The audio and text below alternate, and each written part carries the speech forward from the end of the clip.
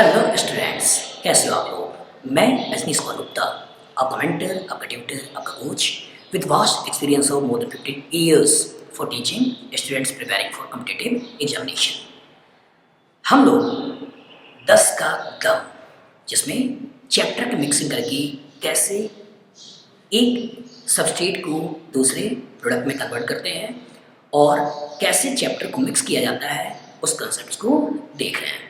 और उसमें ये आपका क्वेश्चन यहाँ आपसे कह रहा है कि मिथाइल साइक्लोहेक्सेन है, इसी मिथाइल साइक्लोहेक्सेन के ऊपर क्लोरीन लाइट का रिएक्शन है, इसे फर्स्ट बनाना है।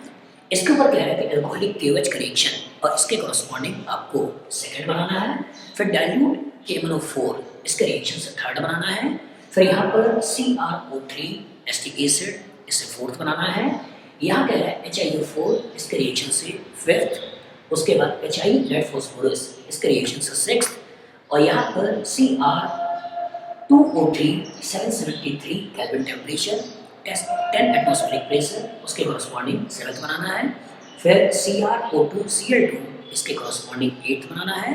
फिर उसके बाद एसिटिक एनहाइड्राइड सोडियम एसीटेट की मौजूदगी में नाइन्थ बनाना है। और उसके बाद कह रहा है NaOH कैल्शियम ऑक्साइड के रिएक्शन से 10th बनाना है।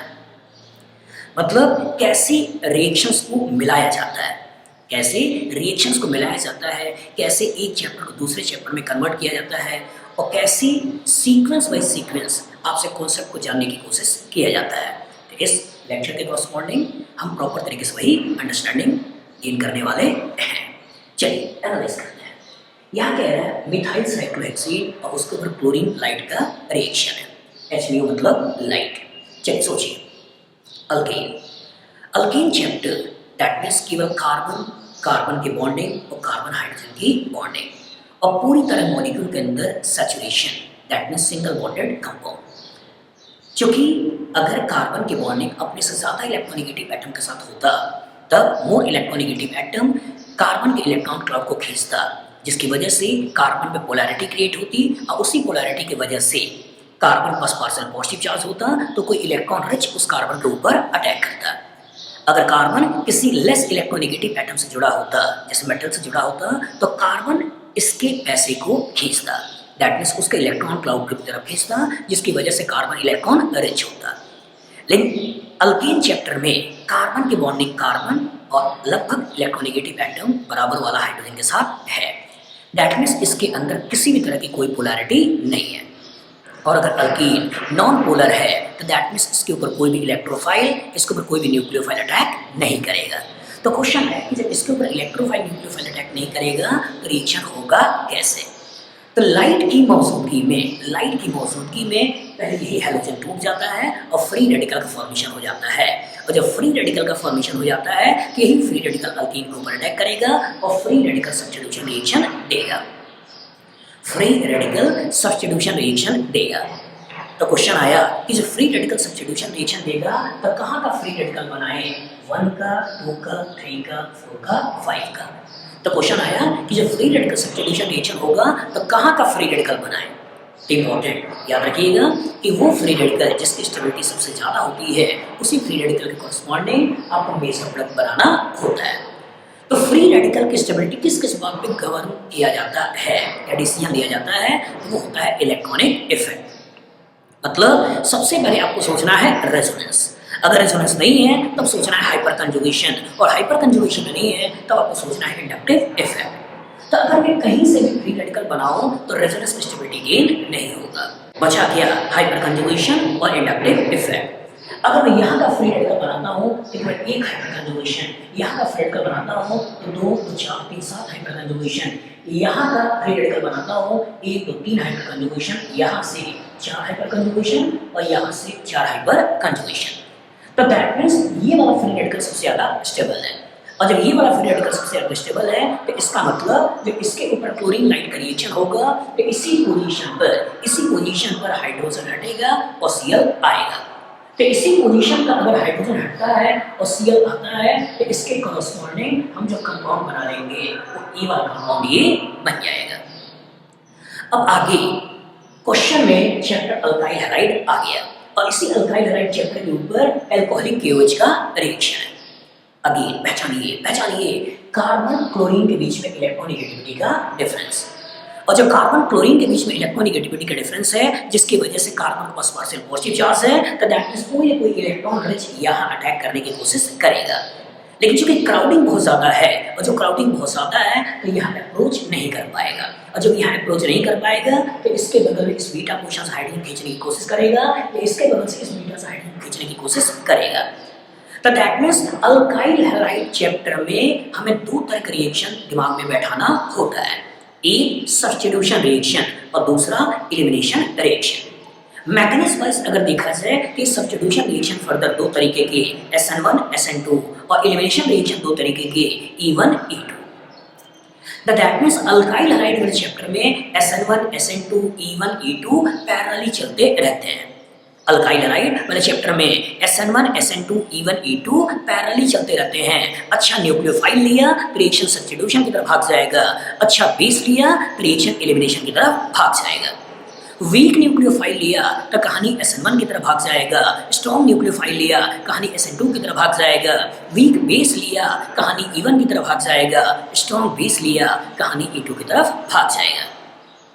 तो नॉर्मल पिक्चर में अगर अल्काइल हैलाइड है और उसको पानी का रिएक्शन करा रहे हैं, याद रखिएगा SN1। अगर नॉर्मल पिक्चर में अल्काइल हैलाइड के ऊपर KOH का रिएक्शन करा रहे हैं, कहानी SN2। नॉर्मल पिक्चर में अल्काइल हैलाइड के ऊपर अल्कोहल का रिएक्शन करा रहे हैं, कहानी E1। और नॉर्मल पिक्चर में कहानी में अगर अल्कोहलिक KOH है, दैट मीन्स कहानी E2। एल्कोहलिक KOH का मतलब होता है अल्कोहल और KOH। KOH अगर इसके प्रोटॉन को खींच ले तो एल्कोक्साइड बना लेता है, और एल्कोक्साइड एक अच्छा बेस है। तो स्ट्रॉन्ग बेस की मौजूदगी में कहानी E2 सोचना है। तो यहाँ पर E2 रिएक्शन सोचते हुए हम यहाँ का हाइड्रोजन और ये वाला Cl सिस्टम से बाहर निकालेंगे, और इसी के कॉरस्पॉन्डिंग हम अल्कीन बनाएंगे। तो सेकंड में जो अल्कीन बनेगी वो ये बन जाएगी। अब क्वेश्चन आया कि सर यहाँ से हाइड्रोजन क्यों नहीं आपने निकाला, क्यों नहीं यहाँ डबल बॉन्ड बनाया, क्यों आपने डबल बॉन्ड यहाँ बनाया? तो एलिमिनेशन के कॉरस्पॉन्डिंग अब याद रखिएगा, एलिमिनेशन का मतलब स्टेबिलिटी ऑफ प्रोडक्ट। प्रोडक्ट जितना ज़्यादा स्टेबल होगा उसी के कॉरस्पॉन्डिंग आपको मेजर चीज़ें सोचनी होती है। तो अगर मैं यहाँ पे डबल बॉन्ड का फॉर्मेशन करता तो 2 और 2 4 हाइपर कंजुगेशन आते। यहाँ पे अगर मैं डबल बॉन्ड का फॉर्मेशन कर रहा हूँ तो 2 2 4 3 7 हाइपर कंजुगेशन आ रहा है। तो दैट मींस यहाँ पे स्टेबिलिटी ऑफ प्रोडक्ट ज़्यादा है, यहाँ स्टेबिलिटी ऑफ प्रोडक्ट कम होगी। अच्छा, यहाँ स्टेबिलिटी ऑफ प्रोडक्ट कम है, यहाँ स्टेबिलिटी ऑफ प्रोडक्ट ज़्यादा है, तो इसी को बनाइए। अगेन अगर आप नॉर्मल पिक्चर में रूल के बारे में सोच रहे हो तो यहाँ पे सेट्स रूल कि during dehydrogenation of alkyl halide that alkene will be measured which is highly substituted। तो इसमें अगर देखा जाए अल्कीन को घेरते हैं तो 1 2 3 सब्स्टिट्यूशन है। अगर यहाँ डबल बॉन्ड बनाता और अल्कीन को घेरता केवल 2 ही सब्स्टिट्यूशन होता। तो रूल वाइज में देखें, सेट्स रूल के बेसिस पे भी स्टेबिलिटी प्रोडक्ट किसी की ज़्यादा है, सब्स्टिट्यूशन ज़्यादा है, मेजर यही बनने वाला है। मतलब आपने इसके कॉरस्पॉन्डिंग फ्री रेडिकल सब्स्टिट्यूशन कराते हुए अल्काइल क्लोराइड बनाया। इसके कॉरस्पॉन्डिंग E2 रिएक्शन कराते हुए आपने यहाँ से अल्कीन बनाया। अब अल्कीन के ऊपर कह रहे हैं डाइल्यूट के MnO4। अल्कीन के ऊपर डाइल्यूट के MnO4 याद करिए, डाइल्यूट के MnO4 ये क्या है? डाइल्यूट के MnO4 bears reagent, cold alkaline dilute के MnO4 बेयर्स रिएजेंट। और जब बेस रीजेंट है तो बेस रीजेंट के कॉरस्पॉन्डिंग क्या करना होता है? बेस रीजेंट के कॉरस्पॉन्डिंग अल्कीन के ऊपर जब रिएक्शन होगा तो 1,2 डाइऑल का फॉर्मेशन होता है। और जब 1,2 डाइऑल का फॉर्मेशन होता है, इसी पर्टिकुलर ऑक्सीडेशन होता है, तो इसी particular carbon carbon double bond के इस पोजीशन पे OH चला आएगा। और जब OH चला आएगा तो इसके कॉरस्पॉन्डिंग जो आप कंपाउंड बनाने वाले हो वो कंपाउंड में यहाँ आने वाला है OH और यहाँ भी आने वाला है OH। तो दैट मींस अगर मैं इसको नंबर दे दूं तो ये हो गया आपका नंबर 1, ये हो गया आपका नंबर 2, ये हो गया आपका नंबर 3। तो दैट मींस आपने ऑक्सीडेशन ऑफ अल्कीन कराते हुए 1,2 डाइऑल बना दिया। आपने यहाँ से विसिनल डाइऑल का फॉर्मेशन कर दिया। याद रखिएगा कि MnO4 ऑर्गेनिक केमिस्ट्री में चैप्टर को मिलाने में यूज होता है। KMnO4 नॉर्मल पिक्चर में अगर हम बात करते हैं अल्कीन चैप्टर में डाइल्यूट अल्कलाइन KMnO4 की बात कर रहा है bears reagent. That means alkyne से 1,2 डाइऑल बनाना है। लेकिन यही अगर डाइल्यूट कोल्ड अल्कलाइन KMnO4 नहीं होता, हॉट होता, गर्म कर दें तो इसका तो ऑक्सीडेटिव पोजीशन से जैसे इस कार्बन कार्बन डबल बॉन्ड को तोड़ देना है। KMnO4 अगर बेंजीन के ऊपर कार्बन है और उसके पास एक भी हाइड्रोजन है तो उस कार्बन को बेंजोइक एसिड में कन्वर्ट कर देता है। दैट मीन्स अगर टॉल्यूइन चैप्टर होता, इथाइल बेंजीन चैप्टर होता, आइसोप्रोपाइल बेंजीन चैप्टर होता, उसके ऊपर KMnO4 का रिएक्शन कराते तो वहां से बेंजोइक एसिड बनता। बेंजल्डिहाइड के ऊपर ऑक्सीडेशन कराते हैं KMnO4 के द्वारा तो भी बेंजोइक एसिड बन जाएगा। CO के बगल वाले कार्बन पे अगर हाइड्रोजन है और उस पर्टिकुलर का भी ऑक्सीडेशन कराते हैं तो ये वाला CO और ये कार्बन आपका टूट जाता है और यहाँ से भी COOH ग्रुप चला आएगा। दैट मीन्स अगर एसीटोफिनॉन के ऊपर भी अगर मैं KMnO4 का रिएक्शन कराता तो उसके कोरोस्पॉन्डिंग भी बेंजोइक एसिड मिलता। अगर कभी टर्सरी कार्बन से लगा हुआ हाइड्रोजन है, ठीक है, टर्सरी अल्केन, इस पर्टिकुलर का भी ऑक्सीडेशन करके ये टर्सरी अल्कोहल में कन्वर्ट कर देता है। तो KMnO4 ऑक्सीडेशन ऑफ अल्कोहल में भी यूज करेंगे और वहां से प्राइमरी अल्कोहल से कार्बोक्सिलिक एसिड, सेकेंडरी अल्कोहल से कीटोन, टर्सरी अल्कोहल के ऊपर नो रिएक्शन। तो ये जब चैप्टर्स को मिलाना होता है उसके मिलाने में इस KMnO4 का यूज किया जाता है। और अल्कीन चैप्टर में अगर बात करना डाइल्यूट KMnO4 तो याद रखिएगा बेस रिएजेंट के कोरोस्पोंडिंग अल्कीन के कोरोस्पोंडिंग 1,2-डाइऑल और 1,2-डाइऑल बनाकर आपको ये प्रोडक्ट सोचना है। उसके बाद कह रहा है CrO3 एस्टिक एसिड। तो CrO3 एस्टिक एसिड और अल्कोहल, सोचिए क्या हो सकता है, क्या हो सकता है? अगेन ऑक्सीडेशन, प्राइमरी अल्कोहल का कन्वर्ट करना है कार्बोक्सिलिक एसिड में, सेकेंडरी अल्कोहल का कन्वर्ट करना है कीटोन में और टर्सरी अल्कोहल के ऊपर कोई ऑक्सीडेशन नहीं कराना है।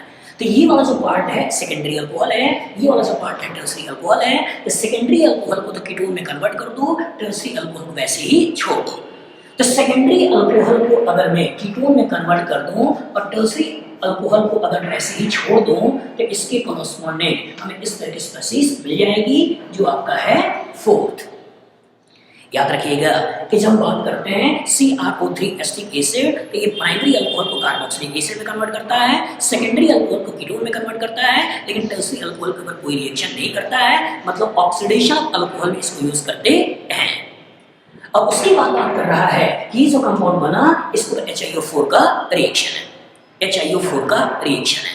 याद करिएगा HiO4 तीन जगहों पे यूज करते हैं। एक, जब अगल बगल दो कार्बन पे OH लगा हुआ होता है, दैट मींस 1,2-डाइऑल हो तो इस कार्बन बॉन्ड को तोड़ देते हैं, इस कार्बन के इधर भी OH इधर भी OH लगा देते हैं, एक कार्बन 2 OH वाटर निकाल के एल्डिहाइड कीटोन बना देते हैं, एक कार्बन 2 OH वाटर निकाल के एल्डिहाइड कीटोन बना देते हैं। दूसरा, CO के बगल वाले कार्बन में अगर OH लगा हुआ है तो भी इस कार्बन बॉन्ड को तोड़ देते हैं, इधर OH लगा देते हैं, तो ये वाला कार्बन कार्बोक्सिलिक एसिड में निकल जाता है और ये वाला कार्बन में 2 OH अगेन एल्डिहाइड कीटोन में कन्वर्ट हो जाता है।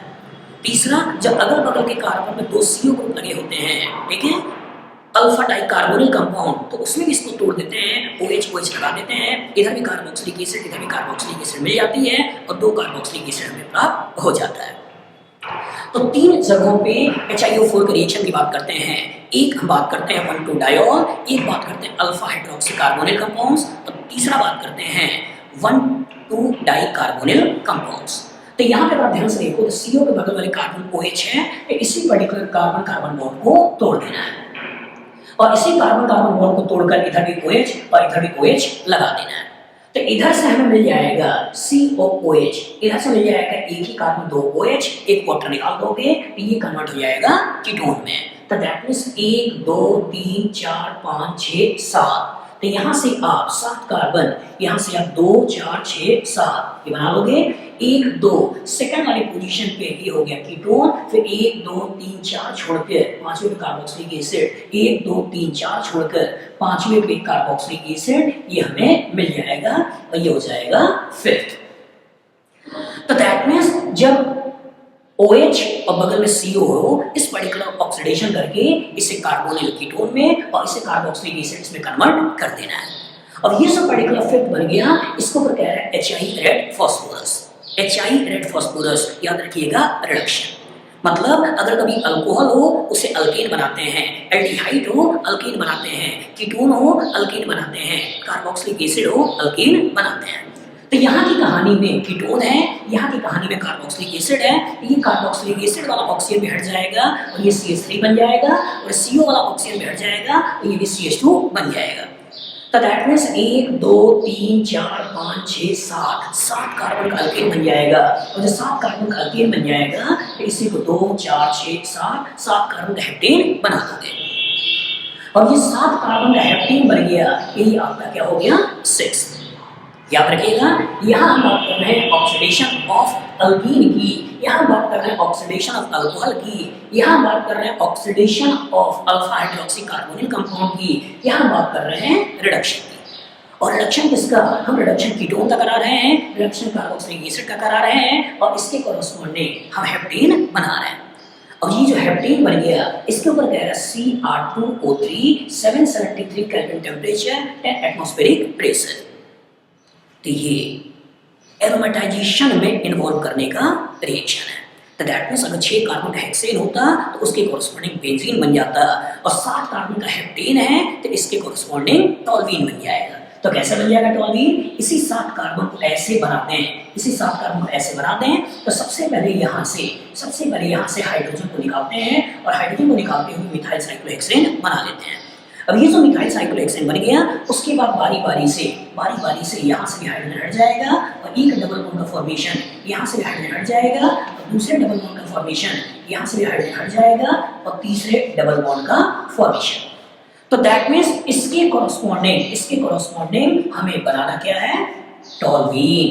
तो याद रखिएगा, इस 7 कार्बन का अगर हेप्टेन है, और इसके corresponding Cr2O3 773 kelvin temperature 10 atmospheric pressure की बात कर रहे हैं, तो इसके कोरस्पॉन्डिंग एरोमेटाइजेशन में कन्वर्ट होते हुए और ये टॉल्वीन बना लेगा। और ये जो आपने टॉल्वीन बनाया, इसके ऊपर कह रहा है CrO2Cl2। CrO2Cl2 याद करिए टॉल्वीन के ऊपर कोई रिएक्शन जिसमें आपने CrO2Cl2 यूज किया हो। सही पकड़ा आपने, इटार्ड रिएक्शन। और इटार्ड रिएक्शन के कोरस्पॉन्डिंग ये जो CH3 है, ये CH3 कन्वर्ट हो जाता है CH2 में। तो दैट मीन्स हमने इस अल्कीन वाले सेगमेंट का अगेन ऑक्सीडेशन करा दिया। इस अल्कीन वाले सेगमेंट का ऑक्सीडेशन करा दिया, और ऑक्सीडेशन कराते हुए हमने इसे एल्डिहाइड में कन्वर्ट कर दिया, और ये हो गया आपका 8। याद रखिएगा कि यहीं पे आपने टॉल्वीन ले रखा है, और टॉल्वीन के ऊपर अगर CrO2Cl2 डाल रहे हैं तो इटार्ड रिएक्शन है, और इटार्ड रिएक्शन के कोरस्पॉन्डिंग बेंजल्डिहाइड बनाते हैं। और बेंजल्डिहाइड, ये जो बेंजल्डिहाइड है, इस बेंजल्डिहाइड ग्रुप एसिटिक एनहाइड्राइड और सोडियम एसीटेट की बात कर रहा है। सोचिए कौन सा रिएक्शन है कि when aromatic aldehyde is treated with anhydride with an aliphatic acid in presence of sodium या potassium salt of that acid which form anhydride to give. कौन सा रिएक्शन है? Perkin's reaction. कि when aromatic aldehyde is treated with anhydride of an aliphatic acid in presence of sodium or potassium salt of that acid which form anhydride to give alpha beta unsaturated carboxylic acid as a product, this reaction is called as Perkins reaction। तो Perkins reaction के corresponding हम जो product बनाने वाले हैं उसमें क्या करेंगे?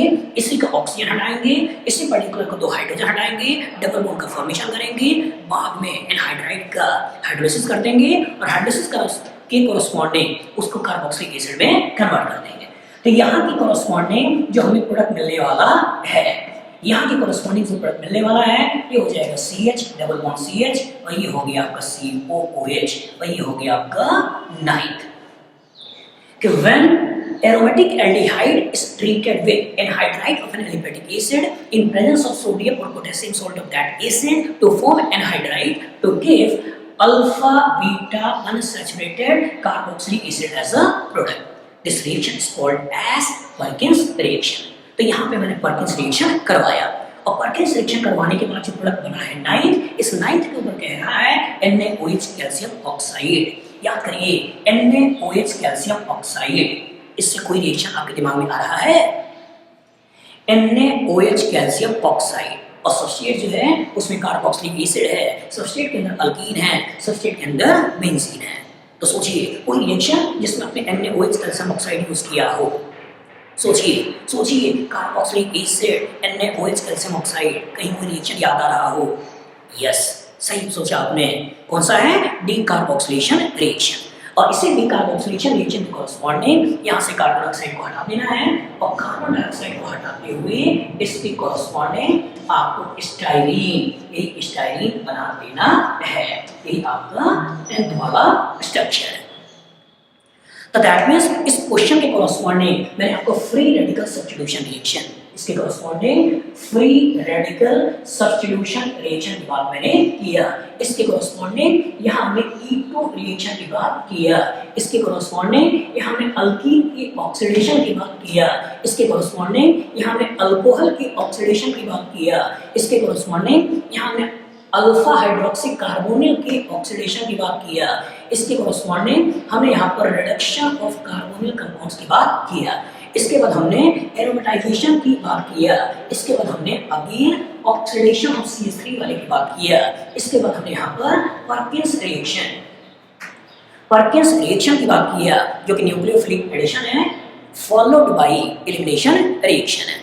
तो यहाँ पे पर्किंस रिएक्शन करवाया। पर्किंस रिएक्शन को करवाने के बाद हमने यहाँ पर डीकार्बोक्सिलेशन करवाया, और डीकार्बोक्सिलेशन करवाते हुए हमने स्टेरीन का फॉर्मेशन किया। तो ऑर्गेनिक बहुत मजेदार है, कॉन्सेप्चुअल है, इजी है। जो रिएक्शंस बार बार ऑर्गेनिक में आते हैं बस उसी को सही तरीके से प्लान करके और परमुटेशन कॉम्बिनेशन लगाते हुए धीरे धीरे आगे बढ़ना होता है। तो सारा का सारा रिएक्शन आपके इसी ब्रेन में है। इसी ब्रेन को सही तरीके से टटोलिए, और टटोलने के बाद जो चैप्टर्स को मिलाया है उस पर्टिकुलर प्रॉपर तरीके से अप्लाई करिए, और अप्लाई करके क्वेश्चंस लगाइए।